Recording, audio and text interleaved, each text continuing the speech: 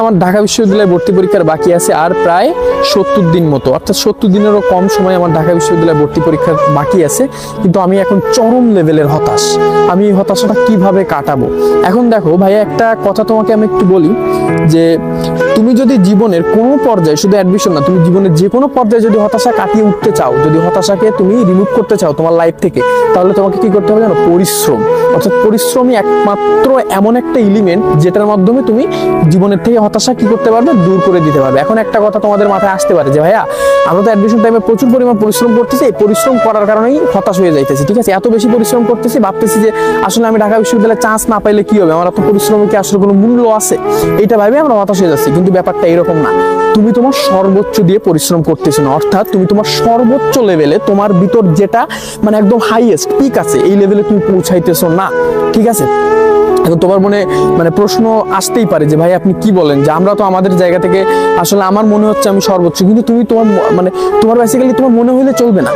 যদি তুমি তোমার সর্বোচ্চ পর্যায়ে যাইতে পারতে তোমার পরিশ্রমের, তাহলে তুমি হতাশ হইতা না। ঠিক দেখো, আমরা যারা অ্যাডমিশন দিছি, আমরা যারা অ্যাডমিশন পিরিয়ডে কিন্তু পড়াশোনা করছি, আমরাও কিন্তু এই অ্যাডমিশনের সময় তোমরা যেমন আসো না, তোমাদের 60 থেকে 70 দিন বাকি আছে, আমাদের কিন্তু সেম ছিল, আমরাও কিন্তু হতাশ হয়ে যাইতাম। তো হতাশ হইলে তুমি কি করবে জানো? তো তুমি যখন হতাশ হবা, তুমি মনে করবা যে তোমার পরিশ্রমের ঘাটতি আছে বলেই তুমি কিন্তু হতাশ হচ্ছ। তোমার যদি পরিশ্রমের ঘাটতি না থাকতো, তুমি কিন্তু হতাশ হইতা না।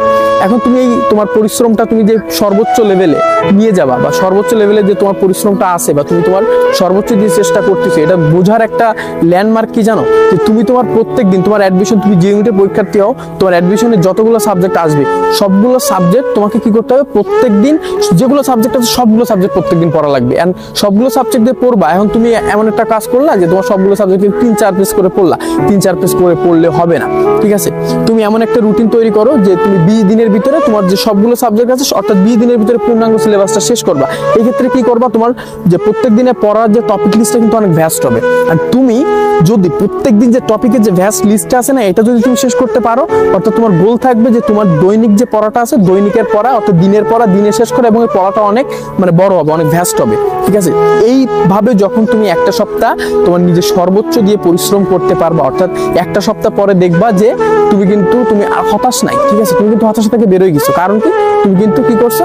যে তোমার সর্বোচ্চ দিয়ে পরিশ্রম করছো, ঠিক আছে? এইটা হচ্ছে তোমার সর্বোচ্চ দিয়ে পরিশ্রম করে মানে নিজের সর্বোচ্চ দিচ্ছ কিনা এটা যাচাই করার কি মানে বেস্ট একটা ওয়ে।